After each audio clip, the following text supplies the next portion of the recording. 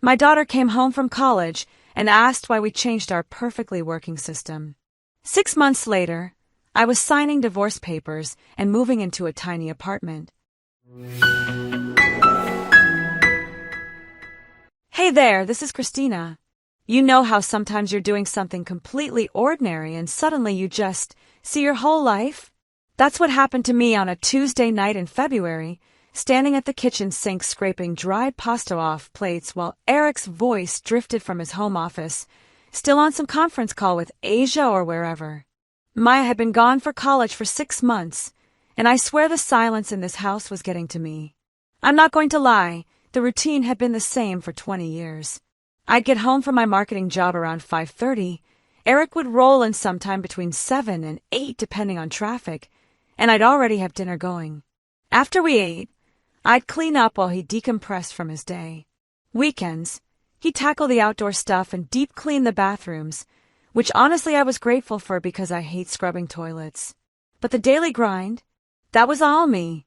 Well, me and Maya when she was here. When did I become the default household manager? I kept asking myself this while loading the dishwasher for the 1,000th time. Maya used to fill up the space with her chaos, her friends, her drama about boys and tests and college applications, but she'd also help out. She'd set the table, clear dishes, throw in a load of laundry when I asked. Having that extra pair of hands made everything feel more manageable, more like a team effort. Now it was just me and these damn dishes and the hum of the refrigerator. Sarah had mentioned over lunch last week how her husband Mike helps with dinner prep every single night, not just when he feels like it. She said it was nice having someone consistently there to share the load. I found myself thinking about that more than I probably should have. Eric helps when he's in the mood, don't get me wrong. He'll do laundry sometimes, or help with dishes if I ask, but it's not automatic. It's not expected. Maya always pitched in when she lived here, but Eric? It's like he's doing me a favor. Here's the thing though, I work full-time too. 40 hours a week at the marketing firm, dealing with difficult clients and impossible deadlines and office politics, just like everyone else. Sure, Eric's job is more demanding, longer hours, way more stress, and he makes good money. Really good money. Like, I don't even think about the mortgage or car payments or insurance because he handles all that. But still, why should cooking and cleaning and laundry automatically default to me just because I'm the woman? Maya's gone now, and what am I left with? The same daily routine that I've been doing since she was born, except now there's no daughter to help lighten the load. No school lunches to pack, no homework to supervise, no bedtime stories, and no extra hands to clear the table or start the dishwasher. Just me, making dinner for 2 adults who are perfectly capable of feeding themselves. I started noticing things I'd ignored for years. How Eric would come home and immediately change into comfortable clothes while I stayed in my work outfit to finish cooking. How he'd check his phone during dinner while I asked about his day. How he'd head to his office or the living room after eating while I automatically started clearing plates. Maya used to help with that part, chattering about her day while we cleaned up together. Now it was just me, alone in the kitchen again. Don't get me wrong, Eric's a good husband. He works his ass off to provide for us, never complains about money, fixes things around the house, handles all the outdoor maintenance. But I started wondering if maybe I wanted more than just good. Maybe I wanted someone who thought about dinner before I started cooking it. Someone who looked at the laundry basket and just did it without being asked. Maya never had to be asked twice to help out. The more I thought about it, the more restless I became. 20 years of the same division of labor, and now with Maya gone, it felt so much more obvious how automatic it all was. Eric never had to think about whether we had food in the house or clean clothes in the closet. That was just my job, apparently. Maya's job too when she was here, but never his. By the time I finished cleaning the kitchen that Tuesday night, I'd made up my mind. We needed to talk about this. Not fight about it, just redistribute things a little. Make it more balanced. More fair. I was ready to have that conversation. Hey, Eric here. I'm going to be straight with you. When I walked through that door at 8:15 on a Wednesday night after 12 hours of back-to-back meetings and a nightmare commute, The last thing I expected was Christina sitting at the kitchen table with that look on her face. You know the one. The "we need to talk" look that every married guy learns to recognize.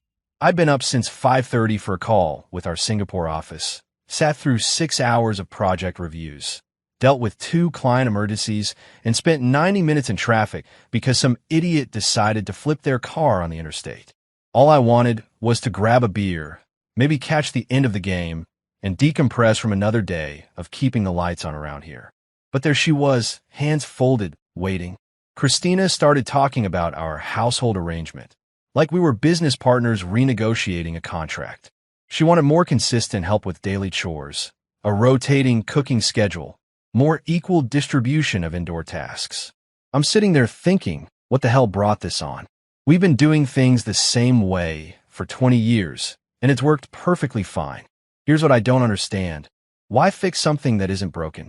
I handle all the major financial stuff, the outdoor work, deep cleaning the bathrooms on weekends, plus I help with dishes and laundry when I can manage it. She takes care of the daily indoor stuff because, honestly, she's home earlier and has more time for it. Makes sense, right? I work 60+ hours a week. She works 40. The math isn't complicated. Christina kept saying she works full-time too, and these tasks shouldn't automatically default to her. Fair enough, I get that. But what about everything that automatically defaults to me? The mortgage, car payments, insurance, property taxes, utilities, home repairs, yard work, dealing with contractors when shit breaks. Does any of that count? Or are we only talking about who loads the dishwasher? I tried explaining my schedule to her. Early morning calls, late evening follow-ups, the commute that eats 2 hours of my day. Some nights, I don't get home until after 8, and she wants me to start cooking dinner? When exactly am I supposed to do that? But she just kept circling back to fairness and equal participation, like my contribution to this household was somehow invisible. The conversation went in circles for an hour. She'd bring up consistency. I'd point out that I help when I can given my work schedule. She'd talk about automatic assumptions. I'd mention the automatic assumption that I'll handle every major expense that keeps this house running. We weren't getting anywhere, and honestly, I was getting frustrated. Then she said something that really got to me. She asked if I thought what I do counts more than what she does. Like somehow I was minimizing her work or treating her like the hired help. That's not it at all. I respect what she does, but I also need her to respect what I do. Working the hours I work, carrying the financial load I carry, that's not nothing. But here's the thing. I could see she wasn't backing down. This wasn't just a bad mood or a rough day talking. She'd thought this through, and she wanted real change. So I made a decision that I think surprised both of us. I told her fine. If she wanted true equality in household tasks, then let's have true equality in everything. 50-50 split on all expenses, mortgage, utilities, insurance, groceries, everything. 50-50 split on all household work. No more automatic assumptions about who handles what, financial or domestic. I watched her face when I said that, and for a second, I think she realized what she was actually asking for. But she agreed, said it sounded fair. That's what real partnership looked like. So we shook hands like we were closing a business deal, and I said we'd start the new system in March. Honestly, I wasn't sure if this was going to be a disaster or the best thing that ever happened to us. But if Christina wanted equality, she was about to get it. All of it. We agreed to try it for 6 months and see how it went. I'm not going to sugarcoat this. Staring at my bank statement in May was like getting slapped in the face with reality. 3 months into our new equal partnership, and my savings account had dropped by almost $4,000. $4,000. In 3 months. Here's the thing that really hit me. For nearly 20 years, my savings had only gone one direction. Up. Every single month, money went into my account and stayed there because Eric covered all the major expenses. I'd gotten used to watching that number climb, feeling secure knowing I had this cushion growing bigger and bigger. Now, for the first time since we'd been married, I was watching it shrink, month after month, going backward instead of forward. You want to know what 50% of our household expenses looks like when you're making $65,000 a year? It's brutal. My half comes to $2,800 a month mortgage, utilities, insurance, groceries, all of it split right down the middle. After taxes, I bring home about $4,200, which sounds decent until you do the math. Suddenly I've got $1,400 left for everything else. Gas, clothes, personal stuff, savings. Before this brilliant equality experiment, I had over $3,000 in disposable income every month because Eric handled all the big expenses. Here's what really gets me. Eric's making $300,000 a year. $300,000. Even paying his half of everything, he's still got plenty left over. I'm over here watching my savings disappear for the first time in decades while he's probably not even noticing the extra expenses. But apparently pointing that out makes me sound ungrateful or something. That's when I started cutting back. Canceled my spa appointment in April. There went $200 a month. Stopped getting my nails done regularly. Started buying fewer clothes. Stopped grabbing lunch out with coworkers. Little things that added up to me feeling like I was sliding backward while Eric seemed completely unaffected by our new arrangement. He was still buying whatever he wanted, still going out for lunch with colleagues, still living like someone who makes six figures. Because he does. The money stress was bad enough, but then there was the kitchen situation. You know how I said I wanted help with cooking? Well, turns out Eric is actually better at it than I am. Not just decent, but legitimately better. He preps vegetables faster and more uniformly than I do. His timing is perfect, and he can make things I've never even attempted. When did this happen? How did I not know my husband could cook like this? It should have been great, right? Finally getting the help I asked for. Except it didn't feel like help. It felt like being replaced. These were supposed to be my domains, the things I was good at, and suddenly I'm watching him make better pasta sauce than I've ever made.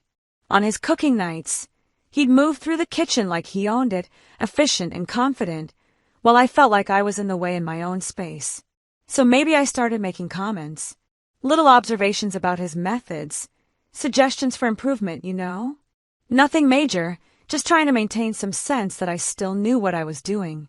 His response was always the same calm, reasonable tone that made me want to scream. If you don't like how I make pasta, you can cook on my nights. Like it was that simple. Shopping became this weird exercise in splitting every damn thing down to the cent groceries, household supplies, everything calculated and divided.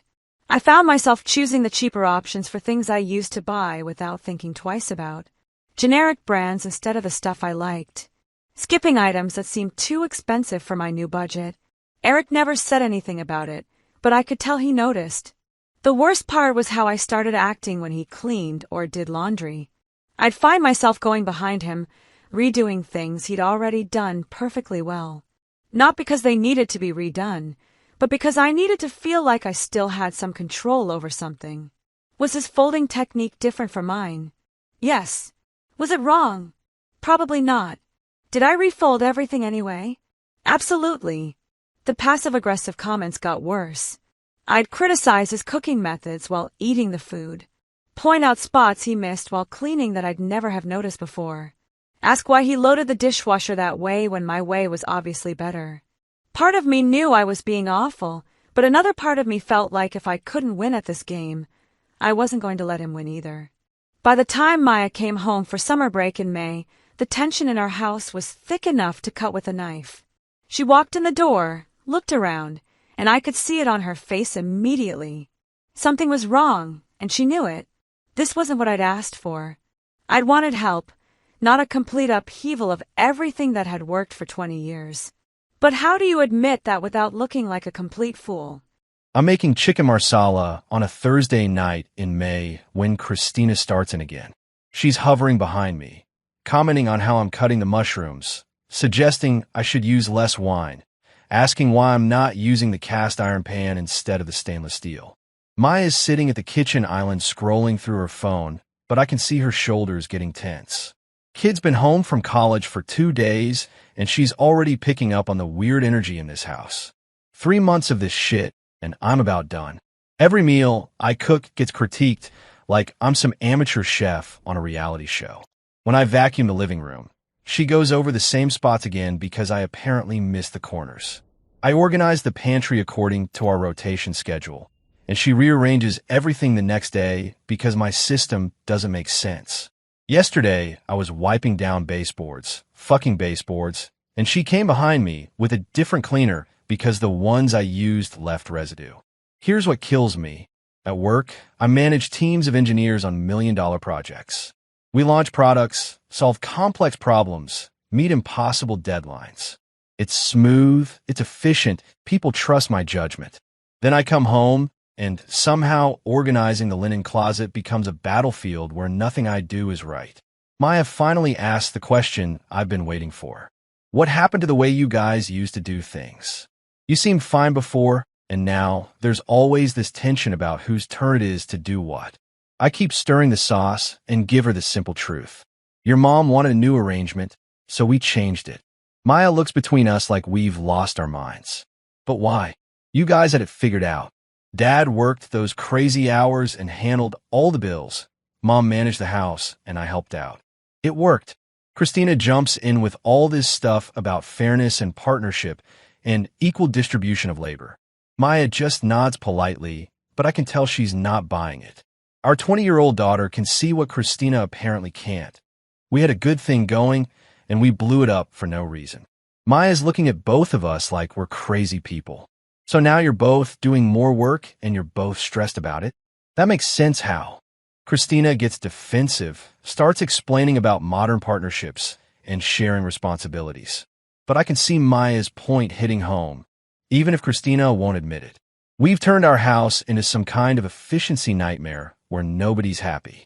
The final straw comes when I spend my Saturday morning washing all the windows inside and out. 2 hours of work. And that afternoon, I catch Christina going over them again with newspaper because they still had streaks. I ask her what she's doing, and she starts explaining how glass cleaner works better with newspaper, how I should have known that. So I ask her straight up, if nothing I do meets your standards, what's the point of this whole arrangement? That sets her off. She explodes about how this isn't about standards. It's about partnership and sharing responsibilities and not taking things for granted. How I should want to contribute more, not treat household work like I'm doing her some huge favor. I just stand there listening to her rant while Maya stares at her phone, obviously uncomfortable. Something clicks for me in that moment. This isn't about fairness or equality or any of that bullshit. Christina's miserable. I'm miserable. Maya comes home to a house full of tension, and we're fighting about window cleaning techniques. I don't say any of this to Christina because there's no point. She's convinced she's right, convinced this is what a modern marriage should look like. But watching our daughter's face while her mother lectures me about proper glass cleaning methods, I realize something. This isn't sustainable. We can't keep living like hostile roommates who resent each other over whose turn it is to scrub the shower. Something's got to give, and I'm pretty sure I know what it's going to be. I just don't think Christina realizes it yet. I'm sitting in my one-bedroom apartment in March, 8 months after the divorce was finalized, staring at a stack of bills that used to be Eric's problem. Rent, utilities, car insurance, health insurance, groceries, all mine now. Every single month, watching my checking account balance get smaller instead of bigger for the first time in my adult life. After taxes, I bring home about $4,200. My rent alone is $1,800 a month for this cramped place with thin walls and a kitchen the size of a closet. Add utilities, car payment, insurance, groceries, and I'm looking at close to $3,200 in expenses every month. That leaves me with $1,000 for everything else: gas, clothes, emergencies, any kind of savings. And that's if nothing goes wrong. Here's the kick in the teeth. When I was married and paying my 50% share, I was contributing $2,800 a month to household expenses. Now, living alone in a place half the size of our old house, just me, covering 100% of everything myself. For 20 years, I never had to think about money. Not really. Eric handled the mortgage, property taxes, utilities, insurance, car payments, home repairs, all of it.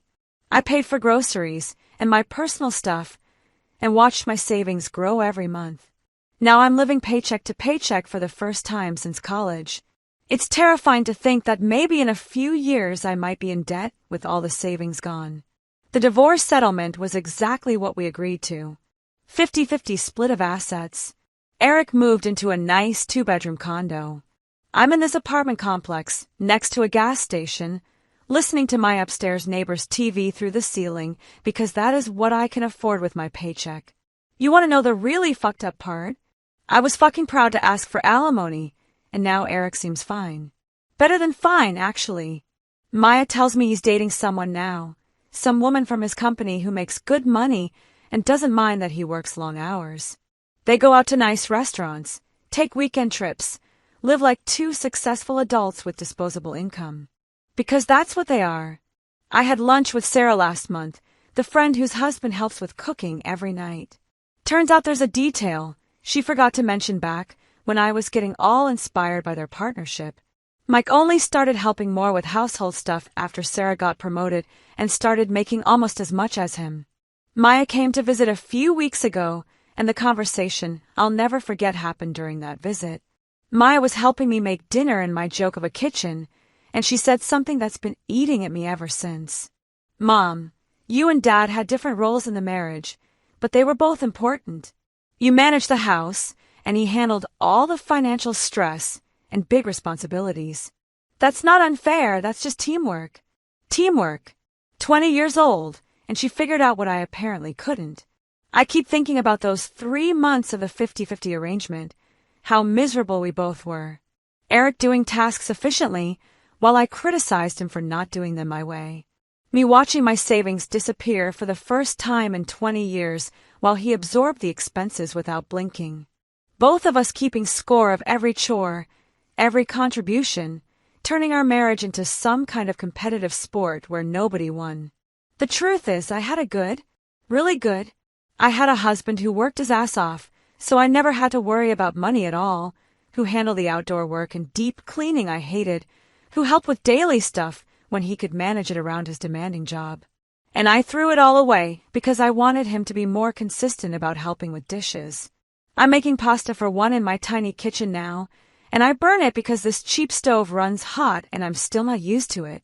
I'm sitting here eating overcooked pasta in an apartment I can barely afford, and I can't help but laugh at the irony. I got what I wanted. Now I'm doing all the cooking myself. Maya's right, and so is Eric. We had different roles because we had different contributions, different strengths, different capacities. I turned partnership into a competition and lost everything that actually mattered. The equality I fought so hard for. Turns out it's not all it's cracked up to be when you're the one shouldering everything alone and wondering how you're going to make rent next month.